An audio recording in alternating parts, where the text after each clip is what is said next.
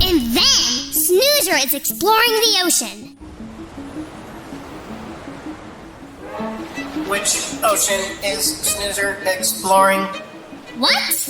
There are 4 oceans on planet Earth. The Pacific Ocean, the Atlantic Ocean, the Indian Ocean, the Arctic Ocean. Oh, Arctic Ocean. Sounds exotic. However, a 5th ocean is now recognized as the Southern Ocean in an Antarctic region. Sad, you are confusing my mind. Proceed with your juvenile game. Snoozer is exploring the Pacific Ocean. Inaccurate. It is pronounced Pacific Ocean. Pacific.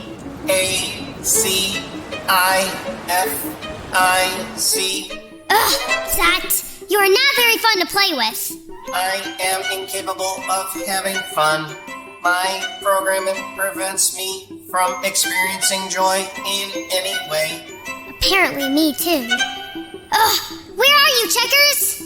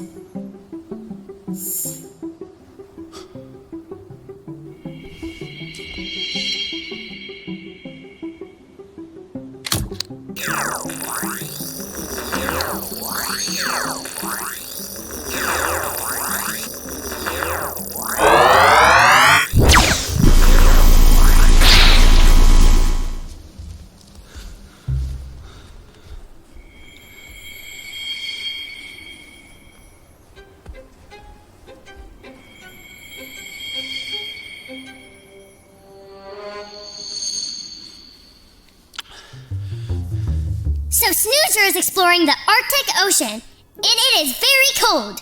Snoozer swims 2 million feet deep. Inaccurate. The ocean only reaches depths of 36,200 feet at its deepest point. Oh, well, I never learned that.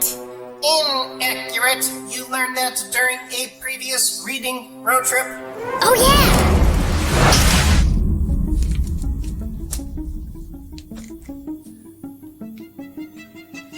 What's going on here?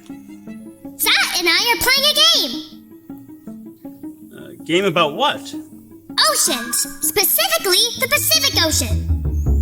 This robot has a remarkable lack of knowledge regarding oceans, rivaling that of a small child. Is this true, Snoozer? Yes. I simply cannot stand Snoozer. Something must be done about this. What must we do? We must go on a reading road trip.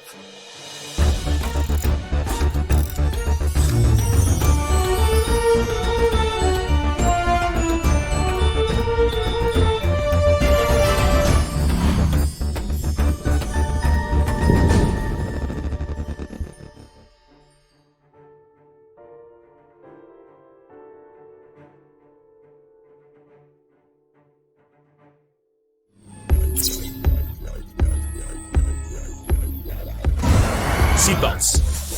Check. Backpack? Check. Recording. Oh, I almost forgot.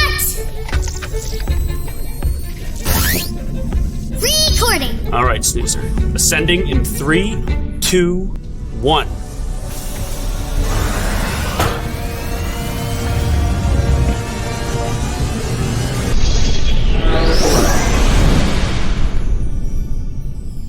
And we're off. Autopilot activated. So where were you this morning? Me? I was off exploring winter woods. I was looking for one of those fuzz crystals. Oh, those shiny guys. Did you find one? Of course I did. Found myself a red one. There it is. Snoozer, this fuzz crystal will power the Checkers van flight for another 6 weeks. Oh, goody. I do not want to go back to driving on the road. How boring. Anyway, where are we going? Oh, right. Well, Snoozer, I'm afraid that is strictly confidential. But I will give you 3 hints. Goody gumdrops. Time to put on my focus face. Is it on? Your focused face, is it on? Yes, but you know what? What? My focused face is invisible. Yes, of course. Hint number 1. We are meeting a person. Hint number 2. This person works in various different places. And hint number 3. They know a lot about oceans. Oh dear me. Where would I go to learn about oceans? Is there like a school, but instead of learning math and stuff, you just learn about oceans? Okay, class, today we're learning about oceans. Hello, teacher. I have a question. We already learned about oceans yesterday. That's all we do here, Snoozer. Oceans, day in and day out until the end of time. No! Certainly not like that. No, Snoozer. No. I'm talking about an oceanographer. An oceanographer? Oceanographer. Oceanographer. Yes. Wait, what is an oceanographer? Zot. An oceanographer is one who studies the ocean. Oceanography covers a wide range of topics, including marine life, ecosystems, ocean circulation, plate tectonics, and the geology of the seafloor, and the chemical and physical properties of the ocean. Oh, so an oceanographer reads books about the ocean? Yeah, well, they also might explore the ocean. You know, an oceanographer devotes much of their lives to learning all about the ocean. Checkers, do you think I could be an oceanographer? Oh, if that's what you really want to do, Snoozer, then I can't see why not, but keep in mind, being an oceanographer requires a great deal of time and energy. But I will say, the best way to decide if you want to do something is to learn more about it. Let me pull up the map. We are headed to the state of Maine, where we're going to go into the ocean and learn about oceanography. Along the way, we're going to stop at Mrs. Hamilton's treehouse and do a craft with her. What a day! I cannot wait! Hey, Snoozer, look! Here come the books.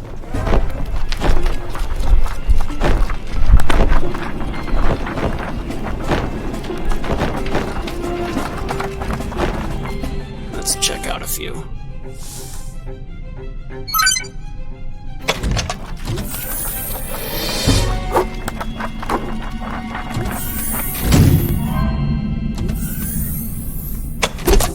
What did we get? Here you go, Snoozer. Life in the Ocean, the story of oceanographer Sylvia Earle by Claire A. Nivola. And Ocean, a visual encyclopedia by John Woodward. Excellent. Those are 2 fantastic books, Snoozer. Well, I think we're about ready to take a closer look. What do you say? Entering in 3, 2, 1.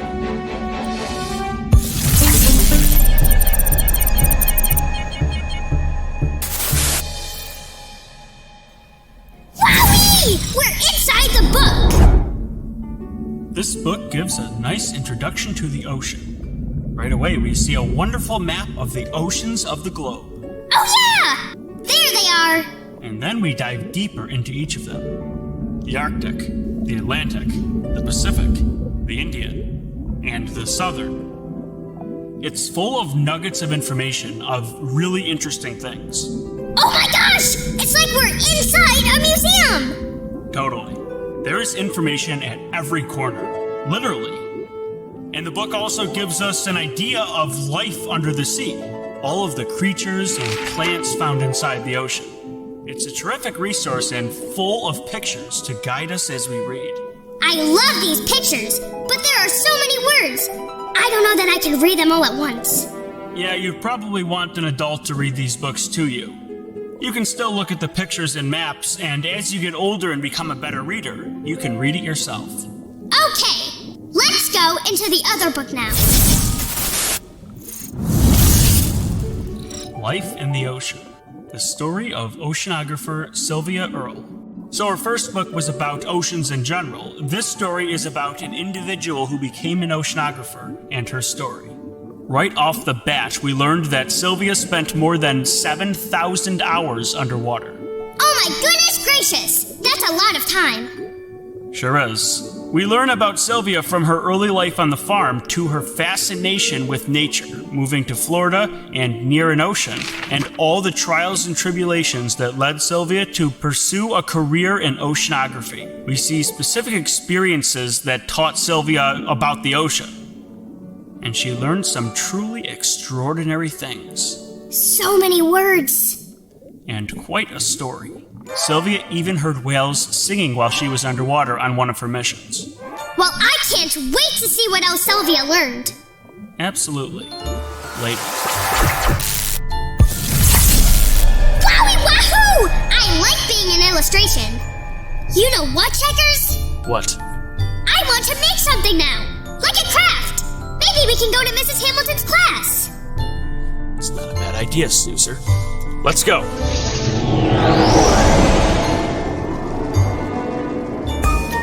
Hi, boys and girls. Would you like to do the Mrs. Hamilton craft just like me? Guess what? You can! Head to your local library for all the materials that we use in the craft. Plus, we have activity sheets, games, and a whole lot more. Your library might even have their very own Snoozer. Come and see me! Anyway, back to the show.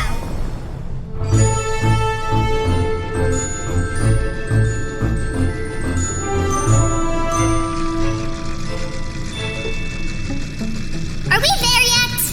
See ya. Oh! Whoa!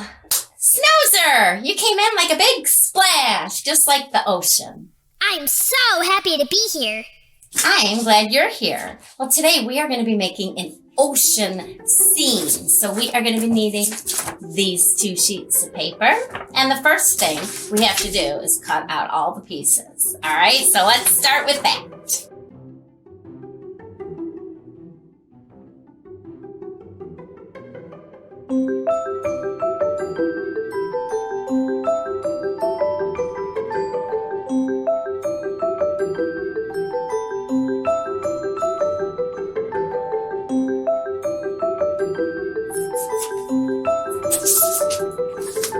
All right.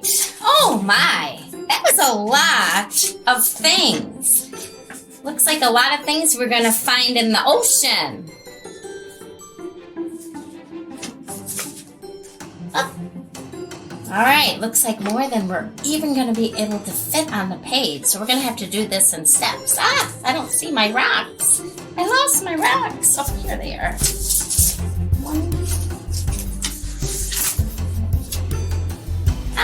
Okay. All right. So I'm going to try and get everything together. What do you think, Snoozer? What do you think I should put on first? I'm thinking something in the back of the picture. That's a good idea. All right. So this is a little tricky. So I'm going to get a scrap piece of paper because I don't want any of the pieces sticking up.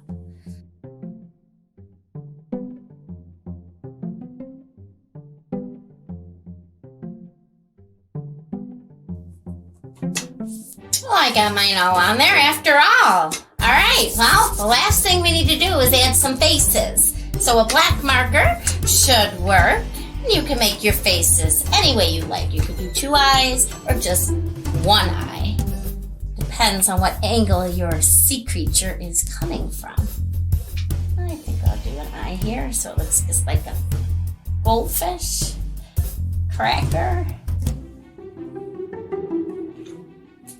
Well, there! I have a little picture of the ocean.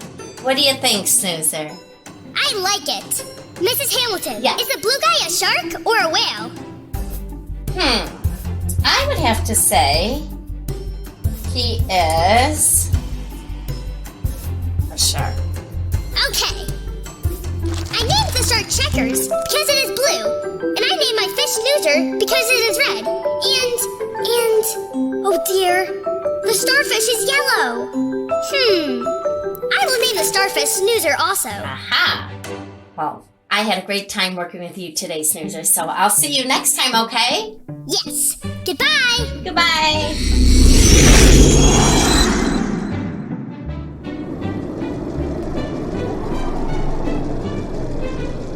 And then I added the colors, and then the glitter.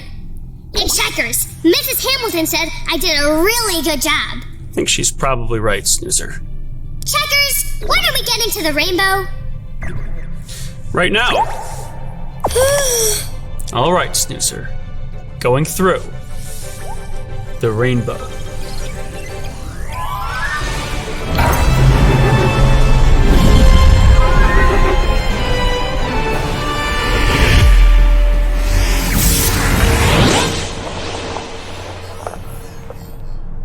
All right, looks like we've arrived. Yippee! It's time for me to fulfill my destiny. What? To fulfill one's destiny means to bring about the completion or achievement of a desire, promise, etc.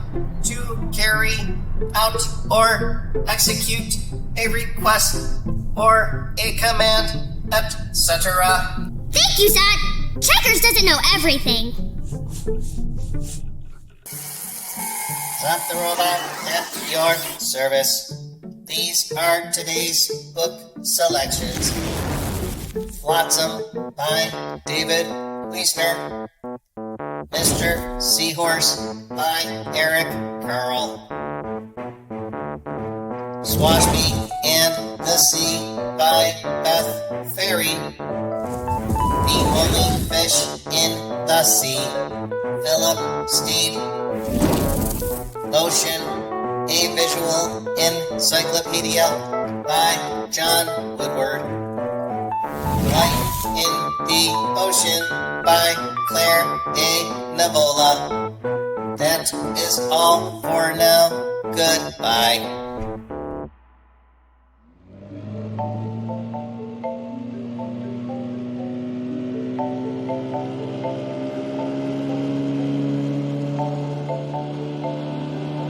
Checkers, is this the ocean? Yes, Snoozer, we're in the ocean.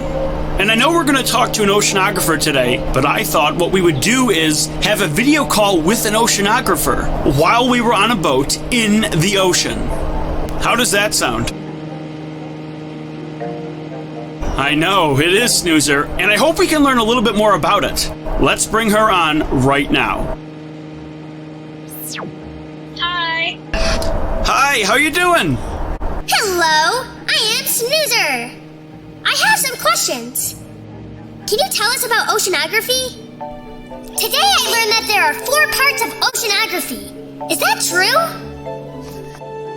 It's broadly 4 branches of oceanography. There are, but the thing is, oceanography, I would say, is an extremely interdisciplinary field. There are, of course, 4 main branches of oceanography: physical, chemical, biological, and geological oceanography. But that does not limit what oceanography really is. For example, satellite oceanography is a very, very useful and important part of oceanography. And that's something that comes into application, not just in physical, but it also comes into application for chemical, biological, and geological oceanography. So it's really, there are a lot of fields that sort of overlap into the ocean. Do you have to live near an ocean to be an oceanographer? Of course, some oceanographers do have to live near the ocean, especially people that observe the ocean, that take measurements and samples of the ocean. But modern tools like computers, internet, allow oceanographers to access ocean data from basically anywhere on Earth. And so as long as you have that, you could study oceanography from basically anywhere. Oh my goodness, that's so fascinating. As we're sitting here, Snoozer's been talking about how big the ocean is. By the way, have you ever been inside of the ocean? Yeah, I have been on research cruises where I was in the ocean for about 2 months. And so, you basically go in a very large research vessel. And during the day, you have to collect data. We have to put in CTDs, which we drop all the way to the ocean bottom, and then we pick it back up. We measure the temperature of the CTD as it goes down the water column in the ocean, and then measure it again as it comes back up. Collect water samples. We collect sediment samples. We measure the gases that are dissolved in the ocean water at different depths and what kind of gases there are and what is their concentration. And so we do all kinds of work like that when we are on research cruises, measuring the different things that people are interested in looking at. Depending on where you go to, the instruments you use will change. What do you like most about the ocean? For me, the oceans have always been fascinating just because of their vastness. It's so, it's so majestic. Why is it important to study the ocean? Why we study the ocean and why is it important? So the oceans cover about 70% of the entire planet. The oceans also cover 97% of the entire water in our planet. And so if you want to take care of the planet, it's impossible to do that without really taking care of the ocean. And the other important reason to really, why for us as humans, why do we have to care about the ocean is because we get food from the ocean. We use the ocean for resources, transport, And lastly, the oceans influence the atmospheric weather, which basically controls our day-to-day climate. And so if you want all of that to make sense or to be under control, or if you want your food source to last forever, you really need to do that by studying the ocean and to take care of the ocean. And that's why it's really important. All right. Well, thank you very much. We really appreciate it. We learned so much about oceans. Thank you very much. You too. Bye. All right, Snoozer. What did you think of that? That was exciting. I know. It's so exciting learning about oceans. But what do you say we go for an ocean boat ride now? Let's go. Whee!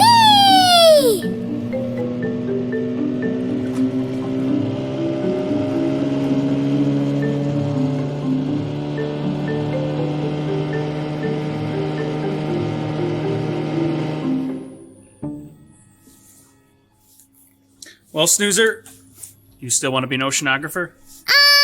No. Oh, yeah? Why? Well, I really love the ocean, but I don't have time to be an oceanographer and all of the other stuff I still have planned. Fair enough, Snoozer. But you can still learn about the ocean. It can be a hobby. Hobby's when you do something, you enjoy it, but it's all for fun. All right. Well, that about does it. We've got our file now. We're going to send it off to the Fuzzleland School so they too can learn all about oceans.